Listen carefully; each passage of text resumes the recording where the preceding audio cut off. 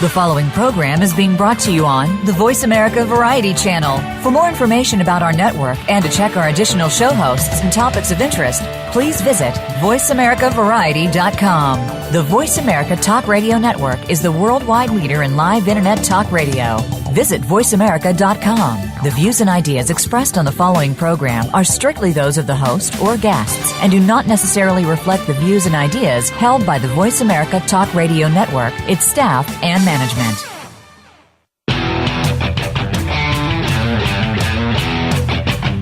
Your new or existing home is one of your most important assets, yet too many people rely on sites, shows, and tips from people who are not in the real estate business when making important decisions.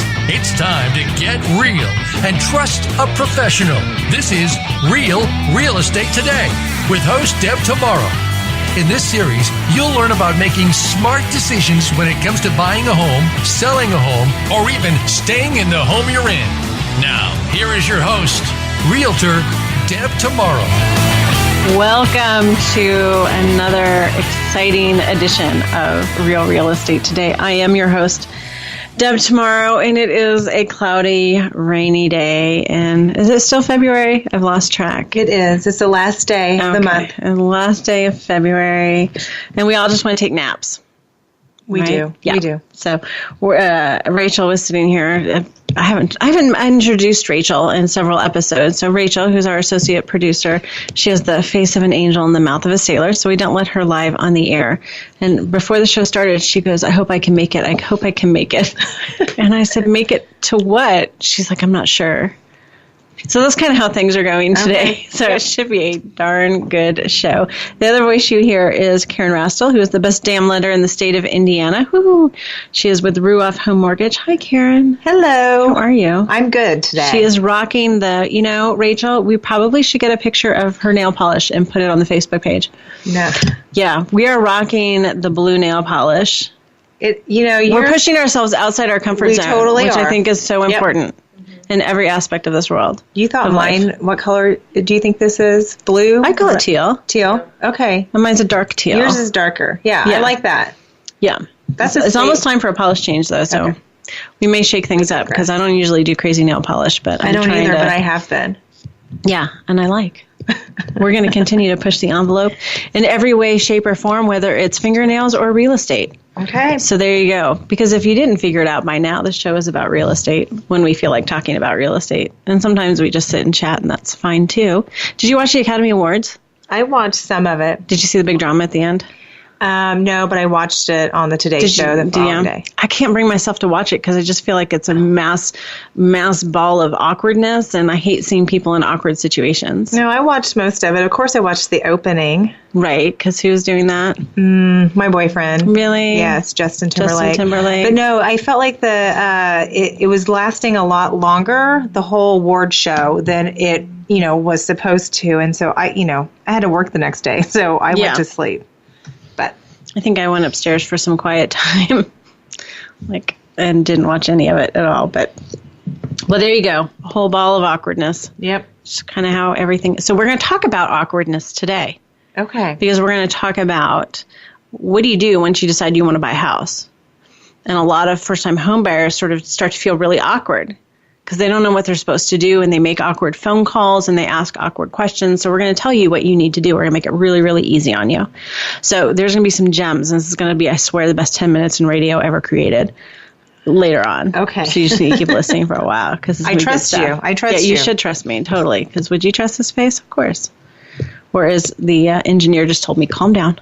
That's how our show started, the engineer telling me to calm down. So there you go. So I wanted to give a brief update because I don't think we talked about it last week on the 10-10-10 project that we're doing. No, you didn't share an update. Yeah, so to catch everybody up, this is my 10th year in real estate, and so to celebrate that, we are giving away 10% of all commissions to 10 local nonprofits. And so we've been busy doing that, and some of that's been done sort of quietly on the side.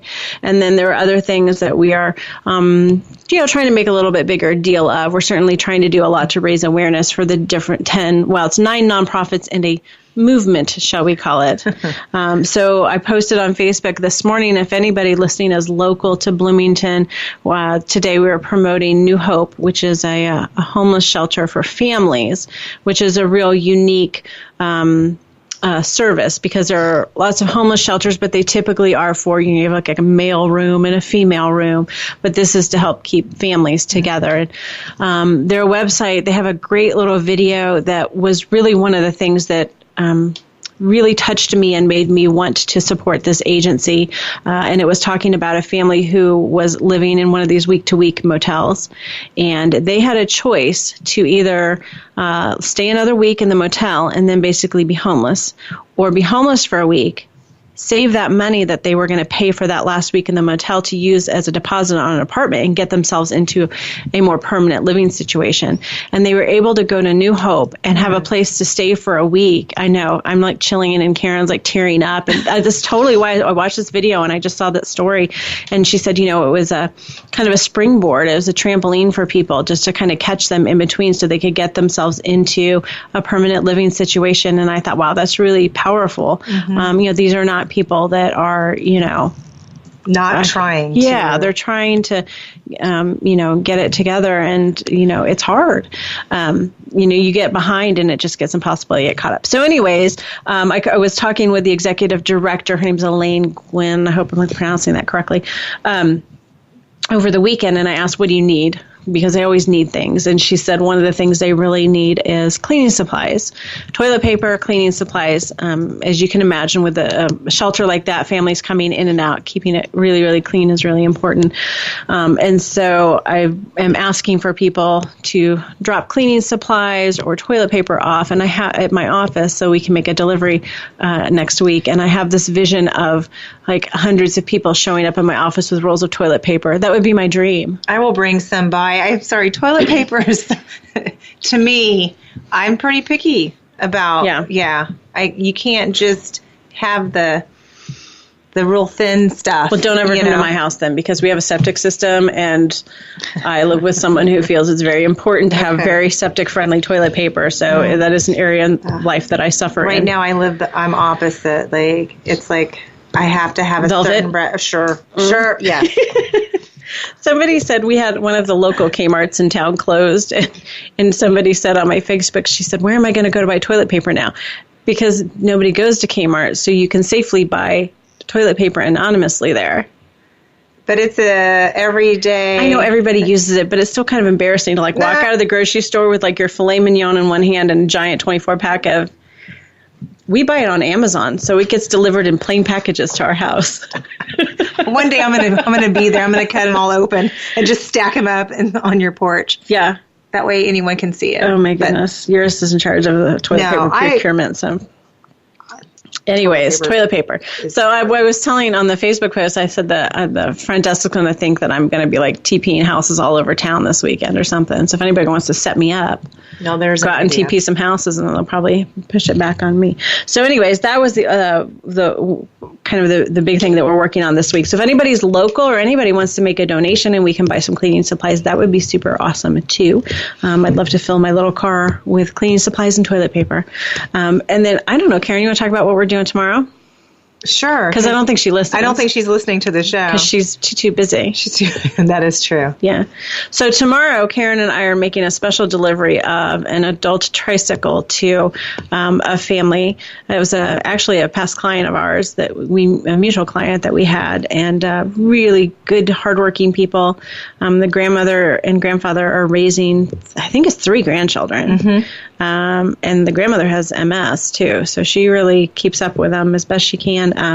And one of the young men has autism, and he really wants to be out in this unseasonably warm winter that we've had riding bikes with his siblings, but he struggles a little bit, I think, with he can steer and pedal, but you throw balance into the equation and it makes it a little tricky. So she was out looking for a used adult tricycle for him, and Karen and I thought, well, heck, we could do that as part of our Do Good Bloomington portion of the 10-10-10 campaign. We should have had Rachel out at your house when we were assembling it.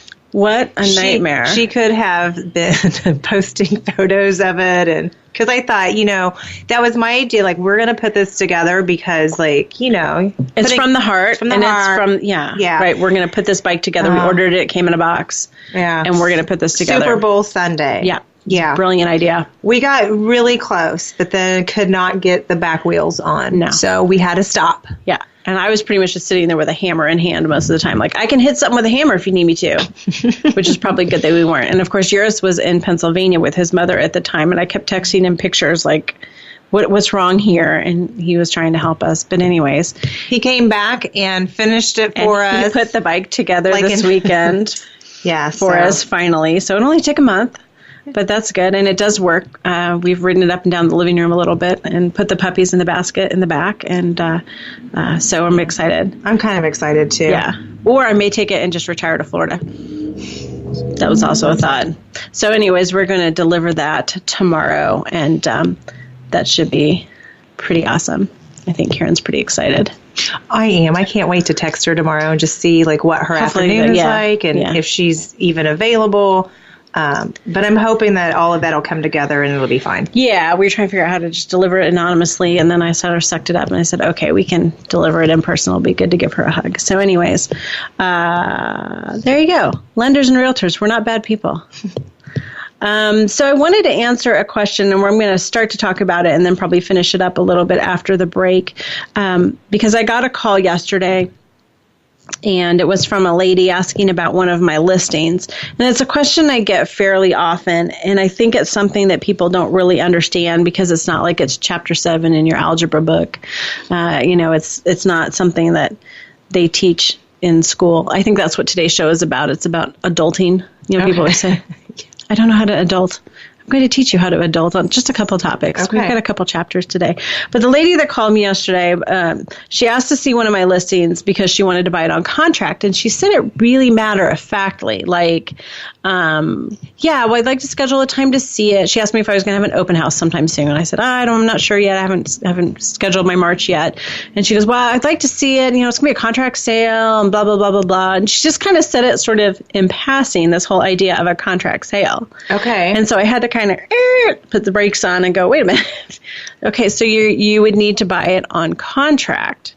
And she said yes. And I didn't even get into why, which is typically kind of where I go, because I had to stop and sort of just give her a brief explanation. And I wanted to go into a deeper explanation on today's show. So here's the brief explanation.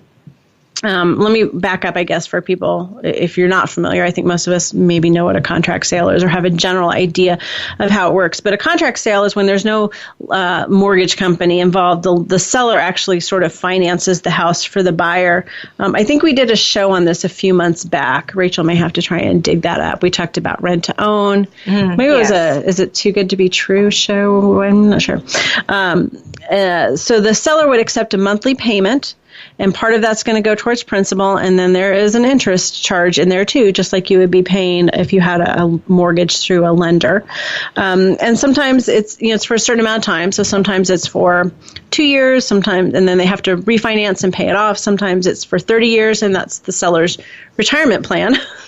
Which I think some people do as well. It can be called a land contract, or you may hear it called a contract for deed. Don't forget, when you do this too, in addition to the monthly payments, you've got a pretty significant down payment. But the reason that I told the buyer that this wouldn't work for this property is because my seller has a mortgage. And I think that's something that buyers don't think about often. Mm-hmm. If you have a mortgage on a property, there's going to be a clause in that mortgage called, Karen? Due on demand. There you go. I was going to say due on sale, but due on demand is what it's called. Okay.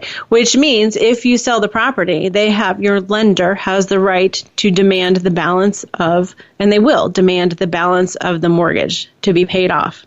Mm-hmm. You can't sell the property to someone else and still have a mortgage on it. And this is true even in a contract situation, because even though we're going to talk after break about kind of how title is shared on that. But if you have a mortgage on a property, typically you can't sell on contract. So let's take a break. We'll talk about that a little bit more, and then we're going to tell you the best 10 minutes in radio coming up after that about what you do when you want to buy a house. So stick around. You're listening to Real Real Estate Today, your home for smart real estate.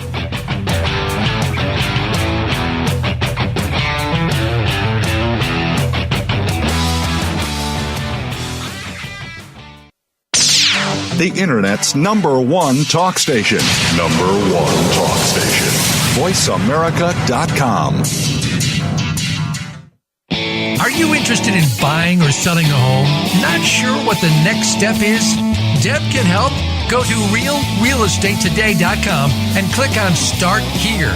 You'll be asked a few simple questions, and Deb will personally contact you to help answer your real estate questions and connect you with a realtor in her personal nationwide network of realtors.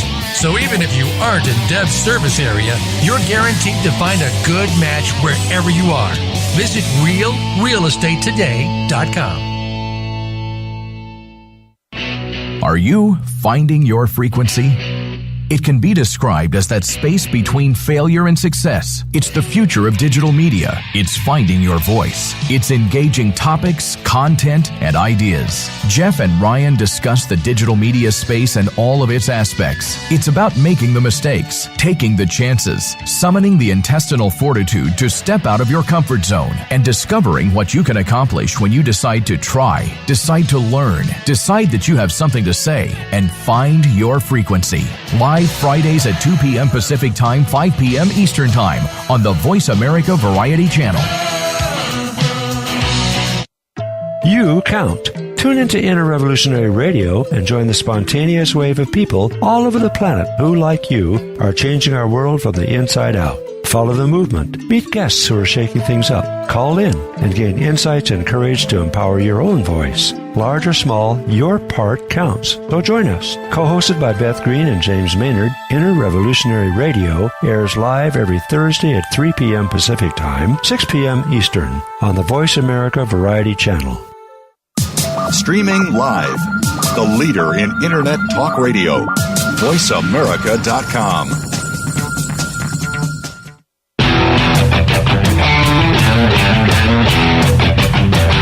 You are listening to Real Estate Today.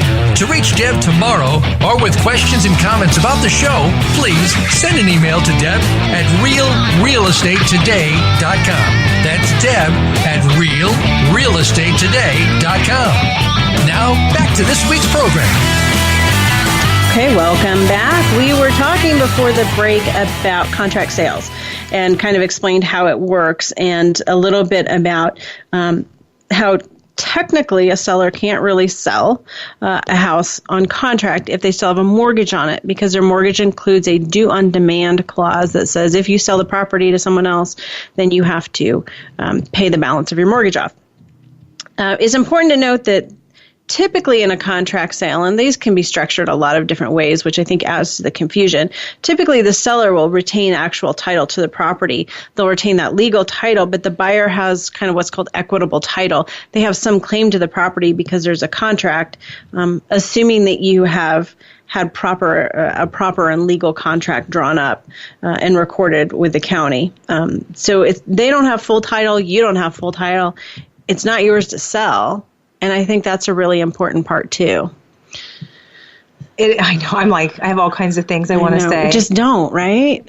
Just don't do it. It's hard. And the person, let's say they don't even have a mortgage on there, but let's say that they need the money to go purchase their next home. Right. Then I start thinking as a lender, okay, you're retaining this other home. What type of loan program are you considering for this new purchase? And what would those other additional requirements be because you are choosing to retain your other home? Yeah, right.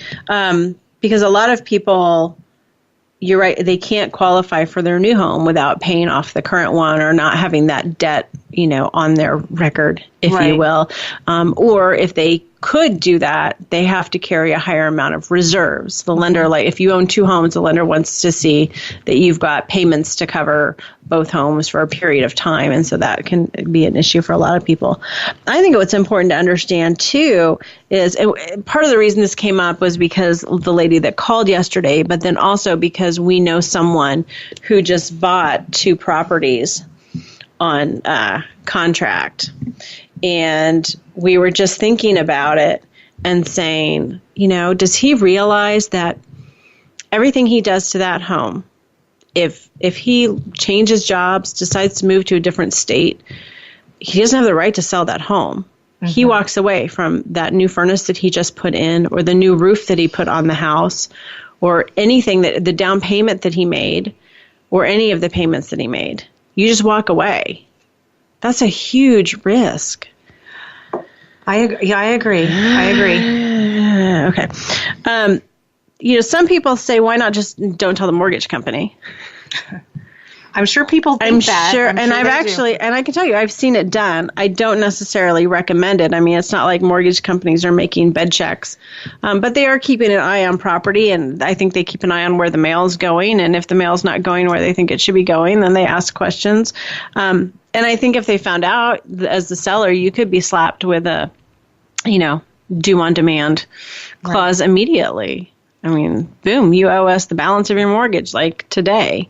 Right. And I haven't read the mortgage contract in detail to know like what the penalties are. I thought that would be a good upcoming show. I'll bring the excerpt of that from the note. Okay. Well, I'm thinking that an upcoming show may be like we go through the whole mortgage. Be super fun, wouldn't it? I'm giving you this look. I know. Listeners could see. No, we'll make that it would fun, be fantastic. No, right. That was sarcastic. We're going to go through. No, because whenever people sign mortgages, the title companies, God bless them. I mean, we have really good title companies around here, but they're kind of like, here it is. You probably don't want to read it. It's the same for every property in the state of Indiana. So if you want this house, you kind of have to sign it. I mean, they let you read it if you want to read it, but there's a lot in there. I think we just could go over it at a high level. We did go over it at a high level, yes. So anyways, I just thought that would be interesting. So anyways, there's some other reasons why contract sales aren't a great idea. I'm really beating this horse kind of dead because I just really want to make this point. I think it's just a horrible, horrible, horrible idea. I can't come up with a positive for the buyer. Yours and I were talking about this before I left at home today, and he's like, I guess it's a way to get in a house kind of quick. And I was like, I guess, but at what cost? I'm trying to figure out at what point would a seller, how does that, I don't know, because I would never do it, so it's hard for me to put my mind around it. And, and if a person is not able to obtain financing, I don't know. Why would you take the risk? Yeah, as the owner of that home, I don't know. I just wouldn't want that risk. Right, right. If the bank won't risk it, why would you? Right. Is a question I always come back to. Doesn't the bank have more resources to cover someone defaulting than you do? Do you have the money and the time to file a foreclosure, get an attorney, all that stuff if you need to? I don't know. I don't. That kind of stuff keeps me up at night and makes me sick. But here is a reason why. If you got the stomach for it as the seller, okay, so for the interest rate, I don't know what I asked Juris, the guy that he knows that just bought a contract sale. I said, you need to find out what his interest rate is because I'm dying to know because I bet you it's 10 or 15%. I was going to say the last one that I saw was 8%. Okay. Which is about twice what the going rate is for lender mortgages. And it was a 1 year. The person had 12 months to do something with it and, refinance, get their own mortgage and pay off that contract. Right. So, but if you're a seller and you've got this property and you own it outright and you can make 10 or 12% return on it, and in all likelihood, you're going to get the house back at the end of the day. And you'll start over again with someone else because you're going to take the down payment and then you're going to jump through those hoops again.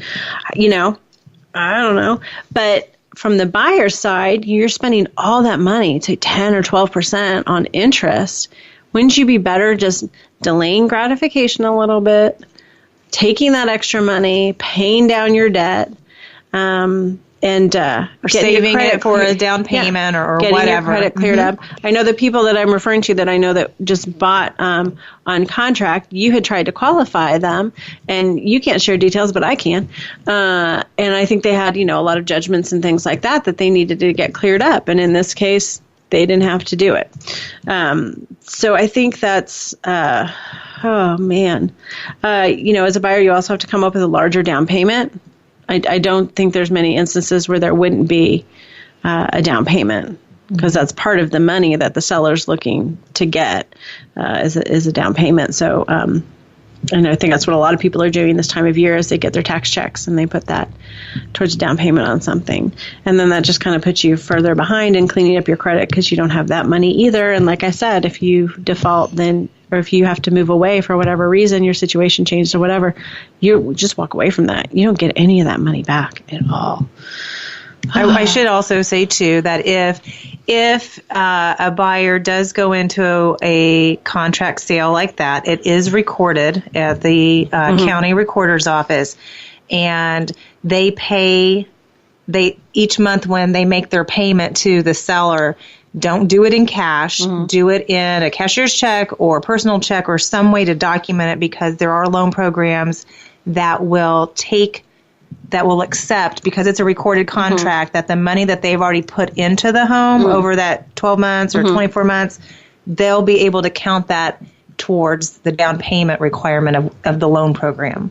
That's really good. But only if it's a recorded contract. So you had one instance where it was fairly successful. I mean, it wasn't a complete disaster, and it was a special situation where I can't remember now why the buyer was not out. Her bankruptcy had not been seasoned. That's right. Meaning she had the funds to do a conventional 20% down, but when that happens, you have to be out of bankruptcy for 7 years, and she wasn't. Okay. So she was about to be at the FHA requirement, and so that's the route that she went. Okay. So she did a contract sale for a year. It was a year. And she put some money down. Yes. I want to say, I'm going off memory here, maybe like $5,000 or some big chunk to give to the seller. And that was probably non-refundable. Non-refundable. So the seller got she that made no matter what. payments at whatever 8%. Now the seller had to do their own payoff statement to give to provide us. Okay. The seller got help with the title company who, So basically you were refinancing it for her. Yes, it was treated as a refinance because she had recorded the contract. Okay. Yeah. Interesting. And so remember now, in a situation like that, for whatever reason, the seller was, didn't need that money right away, didn't need to sell in order to buy the other property. They weren't, sitting around waiting, so it made sense. So there are some rare occasions. I would say that's probably one in, 1,000. Yeah. I mean, it was a great transaction overall. Yeah. I mean, with everything. So. Yeah. You don't know if the seller had a mortgage on the property or not? I do not know. Okay. Yeah. Like I said, it was. But she shouldn't have. Right. In theory, for sure. In theory. Okay. Yeah. So was I convincing? I don't know. Hopefully I was convincing. Don't do it. Save up. Know what you need to do to get yourself on the right path, and then do it. As always, Karen and I are here to help with that if you have questions on how to get on the right path. But we just want to encourage you to make smart decisions, and I think we feel like most of the time contract sales are not smart decisions. So since it is springtime and we are in the full swing of selling season, at least here, it's almost springtime. Feels like springtime because it never got cold, never snowed. I wanted to talk a little bit about what you do when you decide to buy a home, because most people make that decision and then they sort of just stare blankly into space, don't know what to do, get that awkwardness. So we were talking about we're going to call that the Academy Award awkwardness from here on out. I'm assuming they were all awkward. I bet it was. I saw some really good pictures of Emma Stone going, oh my God. I love That's pretty funny. So usually when a buyer decides, okay, we're going to buy a house, yay, what they usually do is they start to obsess over Zillow. Yeah. And then they randomly start to call realtors when they find a house that they think they love. So again, like I said, this is going to be the most important 10, 20, whatever minutes in radio ever. There's going to be Marconi Awards for this, I'm telling you. So listen up. Go get your friends right now and tell them that they need to listen to this. Because I'm going to tell you exactly what you need to do the minute you decide to buy a home to get yourself set up for success. As we all say, no one teaches you this in high school. There's no class in adulting. Although I thought about starting one. We should have a YouTube channel on how to adult. You can have a YouTube channel. I'll run the camera. So well, slap whose face? Oh, Rachel says slap their faces because no one should be adults, right? Screw being adults, right?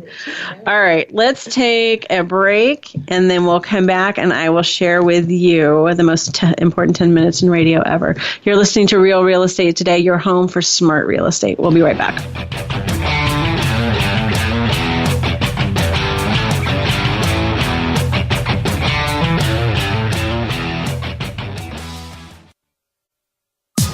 Streaming live. The leader in Internet talk radio. VoiceAmerica.com. Are you interested in buying or selling a home? Not sure what the next step is? Deb can help. Go to realrealestatetoday.com and click on Start Here. You'll be asked a few simple questions, and Deb will personally contact you to help answer your real estate questions and connect you with a realtor in her personal nationwide network of realtors.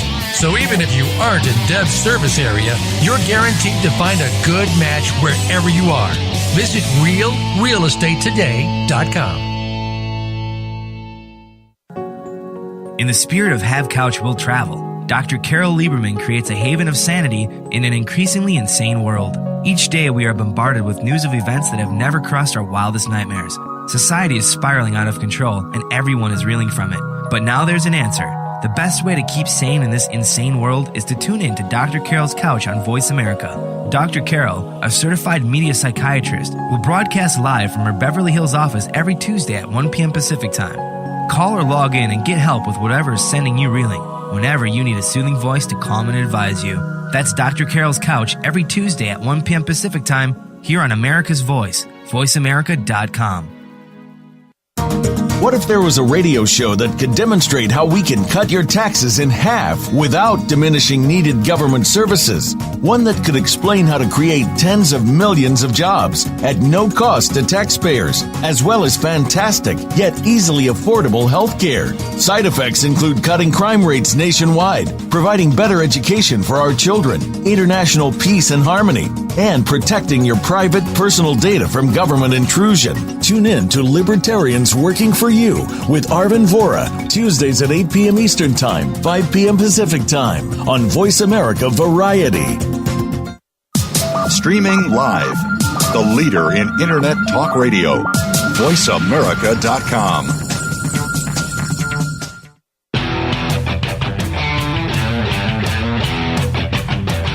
You are listening to Real Estate Today. To reach Deb Tomaro or with questions and comments about the show, please send an email to Deb at realrealestatetoday.com. That's Deb at realrealestatetoday.com. Now, back to this week's program. Welcome back. We are talking today about a couple of things. We just got done with a rant about contract sales, and I hope I don't sound too preachy. I'm worried about you, not you. I'm worried about you, listeners. Well, I care about you, listeners. I think it's important because that is an alternative for some buyers, but they need to know what that actually means. Yeah. Well, usually I get into a little bit more detail when someone calls and asks me that question. I say, why are you thinking you need to do a contract sale? And and sometimes it's, well, we don't have a down payment. Well, the contract sale is not going to work for you at all. And there could be loan options for you. And a lot of times it's just I think my credit's really bad. Okay, well, let's talk about what that is, because sometimes it's, your credit's 20 or 30 points off. I mean, maybe there are some things you can do to quickly raise it, and then you'd be much better off paying 4.5% for 30 years instead of 12% for 30. Or whatever, So anyways, okay, so let's get back to the topic at hand since the show's almost over now. And that is, what do you do once you've decided to buy a home? What's the first thing you should do? So here you go. Ready? Step 1, call a realtor. The end. You don't need a step 2. No. If you have the right realtor. This is really the only thing you need to know, and a good realtor will educate you on the rest of the process. So how easy is that? 1 step, done.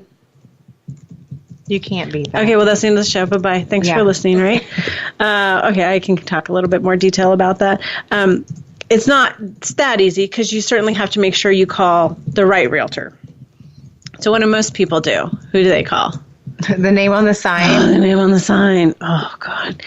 Nobody listens to me. I don't know how to get that word out. I seriously am up at night trying to dream up ways to educate the whole dang country on calling a realtor and all that, procuring costs, limited agency, blah, blah, blah.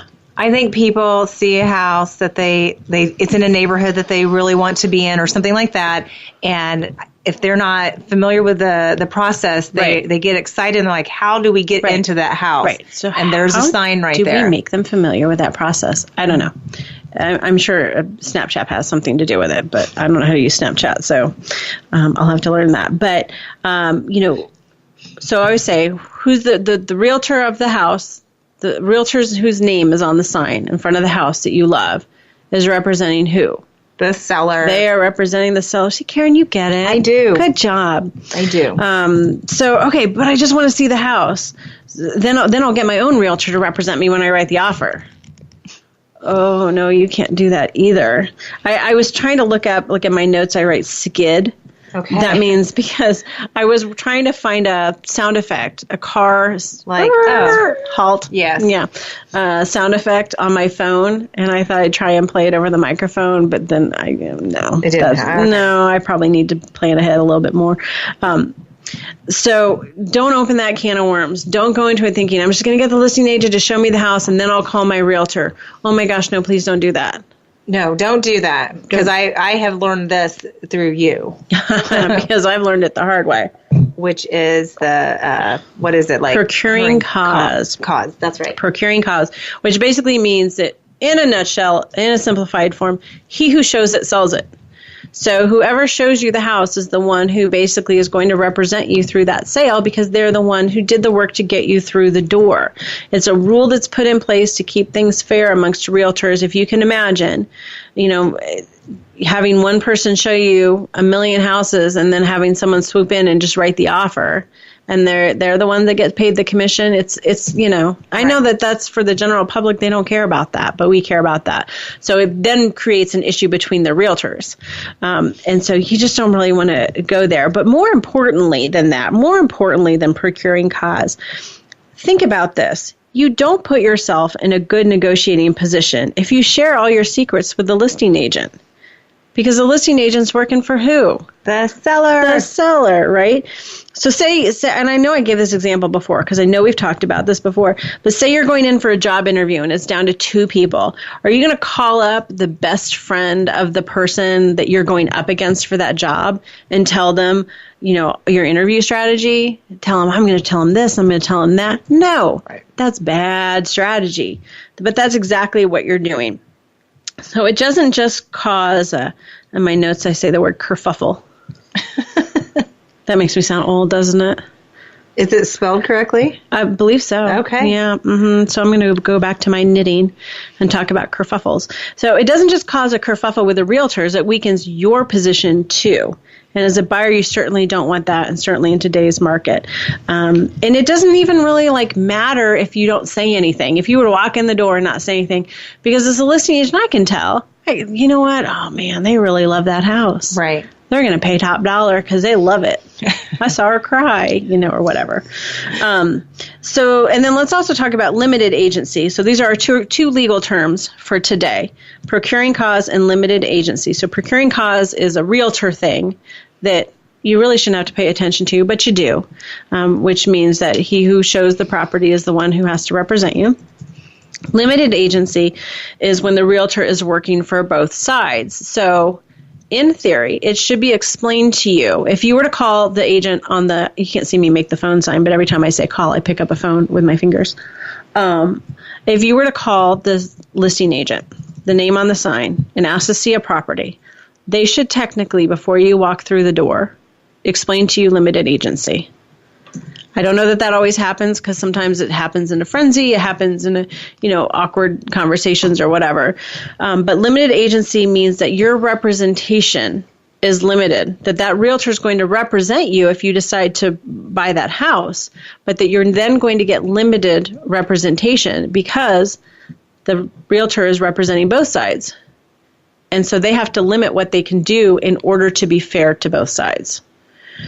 So, for example, I like to, when I have a buyer and they are interested in a property, I'm all over social media. Sellers, hint, hint. I'm trying to figure out, why are you selling? What kind of job do you have? Why are you moving because of a job? Is there something unhappy going on that might make you more motivated? Is there something we can use in negotiations to create a better scenario for the seller so that our offer gets accepted? But I can't dig for that dirt in a limited agency situation. I can't, I may know how desperate they are. I may know how much the buyer loves the house. I can't share that information. I can't really even pull up comps and say, here's what you need to offer on the house. Because if I were to say you need to offer X number of dollars on the house, then that doesn't represent the seller well. So it's a limited representation. Does that make sense? It makes sense to me. A lot of people do it. It's not necessarily the end of the world to do limited agency, but you just need to understand that it does kind of limit the representation that you get. So it's something that you need to know before you walk through the door and make a decision before you walk through the door, so that if you decide, wait, I don't want to do limited agency, you can go get your own representation. If you're a seller, you actually typically agree or don't agree to limited agency when you're signing your listing contract. That's a question that's in the listing. I know you never see listing contracts, Karen. No. Okay, so but it is a portion in the contract that says I agree to allow the listing agent to represent the buyer and enter into limited agency, or I don't allow them to. So you have that conversation when you list. I'll never know, because I will never see one, because we will never move. That will never happen with me. I could sell your house for a lot of money. Tony's so stationary. But anyways, that's good to know, though, because what if, I would want to be selfish with my realtor. Right. My realtor. I would want to just, make sure that they are 100% working for me. Okay, so hopefully I've made it clear that you should not call the name that's on the sign, that that's not where you start. Then the question is, so what realtor do you call? Well, probably the best damn realtor in the state that you live in. There you go. Or any state. You can call me. I can hook you up with a realtor anywhere you are, really, honestly. So if you trust me, call me. I don't think a lot of people realize that, but I can do that. No, I think people probably think, if I'm just relocating from one city, I'm moving 200 miles away, but you're still within the same state. I think people would think that and say, hey, local agents, can you help me find someone? Do you recommend someone up in this area? Right. But to think that you could help someone find an agent out in Colorado or Nevada or whatever. Yeah, but we do it all the time because we have connections, we have resources to help you find the right agents and help kind of be matchmaker. So if anybody does need a lead on a good realtor, you can certainly contact me via my email or Facebook, and I can hook you up with that. You can also ask friends and family. I think that's a great way to get opinions on, who's a good realtor, who's worked well for them. Certainly as realtors, we like getting those referrals because the people come to us and they kind of already trust us because, we've worked with their family members. I have families that I've gone through pretty much every branch of the family tree, and I love that. I feel like I'm the official realtor of the family. And then I think Google can also be an option. I'm always super impressed when I meet people and they ask me questions based on what they've seen on my website. Or I'll say something like, oh, yeah, I saw that on your website. And I'm like, oh, they're looking at it. That's so awesome. It goes back to, you've always encouraged people to interview their realtor. Yeah, and we're going to talk about that. And it's kind of like if you were going up for a job interview, I always research the company so that, well, one, you should know what kind of company you're working for, but two, that if that ends up being a talking point in your initial conversation, then it means that I've done my homework. I've done a little research on this person, this company. Right. And that's what we're going to talk about in the next segment is interviewing the realtor. See, I know. I'm so predictable. So basically what you need to do is you need to find a realtor or a couple that you want to talk to. And you need to just email them, call them, text them, whatever. And I get a lot of leads, just people emailing me. And, we watch our email like hawks, so that's totally fine. I know the millennials like the email and the texting, and that's totally fine with me. And just say, hey, this is my name. And if you were referred by a family member, I love to hear that my sister gave me your name. You helped her buy a house, and she had really great things to say. Flatter me. That's nice, too. And, I'm interested in buying a house. Could we set up a time to talk? That's all you have to say. Mm-hmm. Again, kind of that awkwardness, like people go, okay, I need to call this realtor now, but I don't know what I'm supposed to say. Yes. Whenever I meet people here and then I send them over to you, I'll send them to a lender. I'll go just say, hi, Deb sent me. help. That's all you need to say. And Karen will take it from there. So it's kind of the same way, with realtors. So let's talk after the break about a little bit about the concept of interviewing a realtor. You're hiring someone to work for you. And so why wouldn't you interview them? I always think the smartest buyers I have come in and say they're interviewing realtors. And sometimes I don't think they actually are interviewing a bunch of realtors. They just say that to me, which is totally fine because it kind of gives you an out if things, don't go well or you don't click or you don't mesh, helps get you off the hook. That's fine. But just to come by and chat. And at the end of the appointment, you typically know in your gut whether it's a good fit or not. So we'll talk about that interview here in just a few minutes when we come back from break. You're listening to Real Real Estate Today, your home for smart real estate.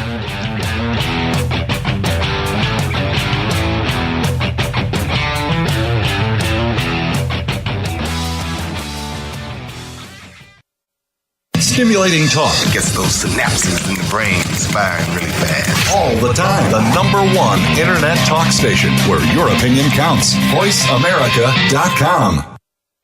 Are you interested in buying or selling a home? Not sure what the next step is? Deb can help. Go to realrealestatetoday.com and click on Start Here. You'll be asked a few simple questions, and Deb will personally contact you to help answer your real estate questions and connect you with a realtor in her personal nationwide network of realtors. So even if you aren't in Deb's service area, you're guaranteed to find a good match wherever you are. Visit realrealestatetoday.com. Are you or someone you know interested in attending college? With both college tuition and college enrollment up 60% since 2002, there is a lot of competition, and careful planning needs to be a part of the process. Tune in to Getting In, a college coach conversation, hosted by Elizabeth Heaton and featuring a team of college coach experts. We'll bring you the tips, techniques, and know-how to navigate the road to college and do so the smart way. Listen live every Thursday at 4 p.m. Eastern Time, 1 p.m. Pacific Time on the Voice America Variety Channel. Second Wind Success, hosted by Gene Garino, is all about helping boomers catch their second wind in business and life. Most of us achieve our greatest success after the age of 50. Life has a learning curve with a few stumbling blocks along the way. As long as you stay committed to your vision and adapt along the way, you'll find the success you're looking for. Tune in to Second Wind Success every Wednesday at noon Pacific Time, 3 p.m. Eastern Time on Voice America Variety. Streaming live. The leader in internet talk radio. VoiceAmerica.com.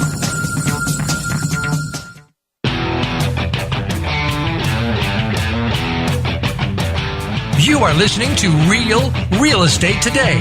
To reach Deb Tomaro or with questions and comments about the show, please send an email to Deb at realrealestatetoday.com. That's Deb at realrealestatetoday.com.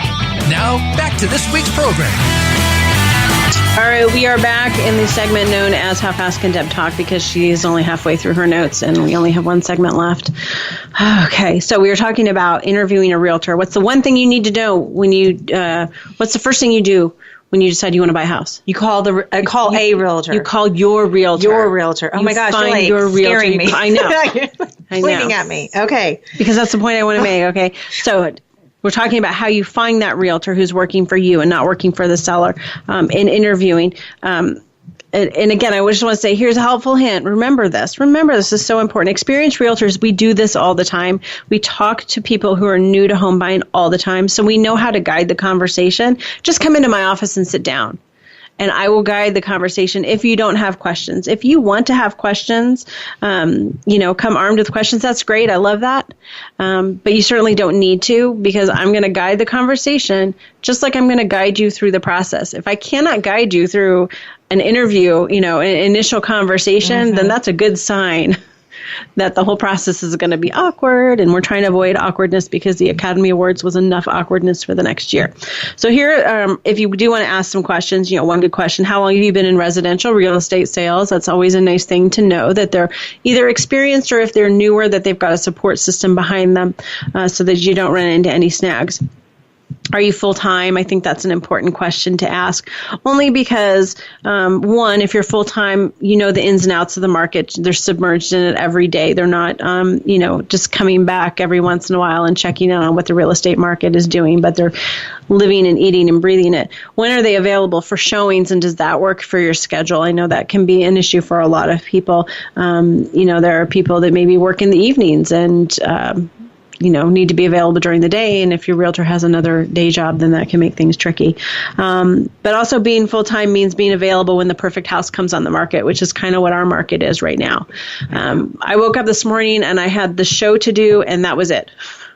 And now I have 3 appointments tonight, that all got set up before noon because houses hit the market and boom, we have to jump and we have to go show them because they're going to be gone tomorrow. What's your method? Here's another question to ask. What's your method for helping me find the right house? I know some realtors just set people up on automated searches and then go on their merry way. I don't do that. I have a personal issue with that, but that's just kind of my hang up. I feel like in our market and in the way that the market is going, being so busy, that when you set people up on automated searches, you have to define parameters. And I'm a little bit of a think outside the box kind of gal.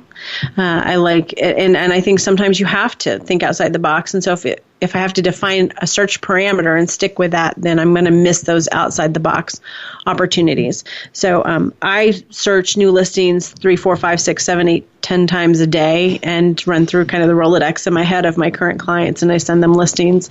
That's kind of how I do it. But just find out what their method is and how that sits with you. Do you require me to sign a buyer's agent contract? You've ever seen one of these, Karen? No. Did you know they existed? No. Oh, yeah.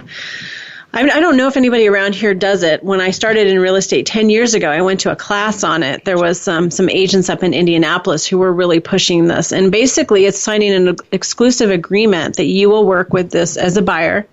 I am going to sign a contract with you to work with you and you only. And it's basically protecting the realtor, saying you're going to get paid no matter what. If I find it for sale by owner, if I buy something that's new construction straight from the builder, you're still going to get paid. But it also, it's kind of a two-way street in that, the realtor then knows that you're a live good candidate. Are those still out there? Do people do are, those? Okay. Yeah. I don't feel like I need to. I think most realtors, at least around here, feel like if I work hard for you, you will recognize my loyalty to you and reciprocate with loyalty back to me. That business from that. Yeah. But we've all been screwed once or twice. That is true. That makes you feel like maybe I should do this buyer's agent contract because you spend months and months and months working for someone and they just happen to call another realtor on a whim. They call the listing agent or something, and then boom, all your hard work is for naught. But anyways, one of the things you can do, I love when clients do this, they come armed with a couple of listings that they've seen and they ask, hey, what's your opinion on these? They ask, what neighborhoods should we be considering? Questions like that is going to help help you, the buyer, gauge the realtor's knowledge of different neighborhoods. And I think start to understand, I like to go through on my computer when they're in my office and say, what about this house? And they're going to start to be like, okay, she gets us. Or she doesn't get us. And then also, what methods of communication do you prefer? I think that's really important because if you're a texter, as a buyer, if you're a texter and your agent is not a texter, that's going to drive you crazy. I have a lot of clients who get frustrated with lenders, not Karen, but other lenders, because a lot of people work in environments where you're in cubicles and everybody can hear everything you say. And they say, don't call me on my phone because I don't want to answer these personal questions out loud where everybody can.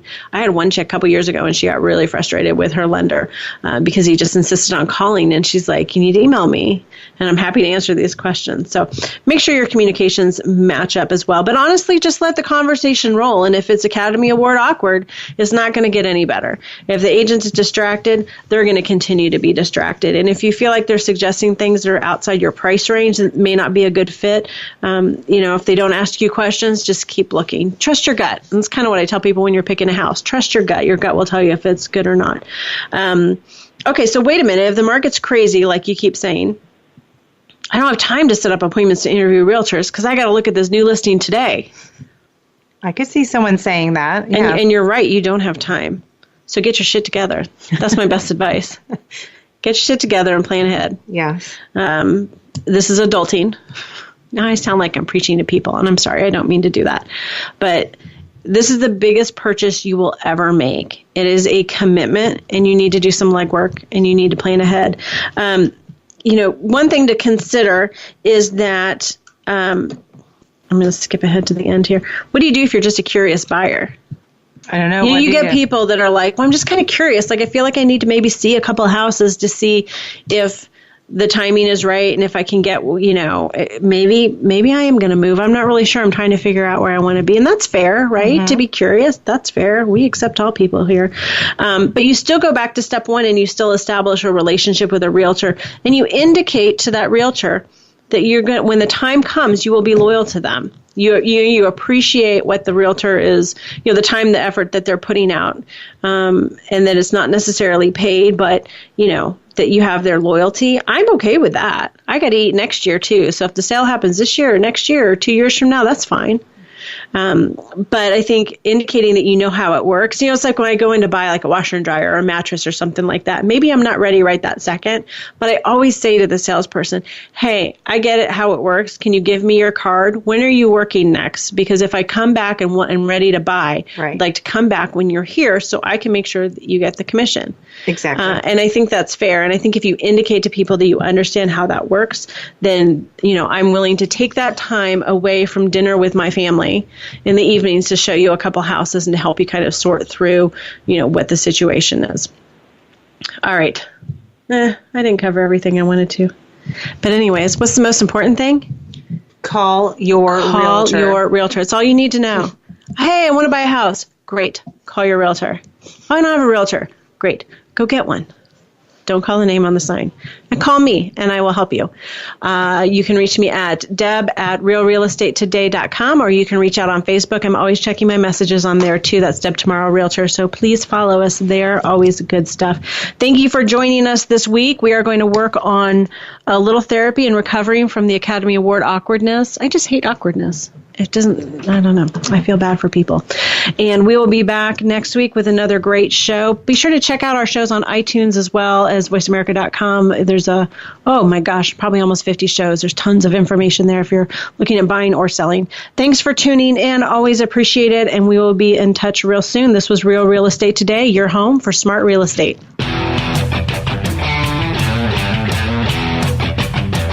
Thank you for tuning into Real Real Estate Today. Please join your host, Deb Tomaro, for another edition every Tuesday at 12 noon Pacific Time, 3 p.m. Eastern Time on the Voice America Variety Channel. Until next week, take care of your home. It's one of your most important assets.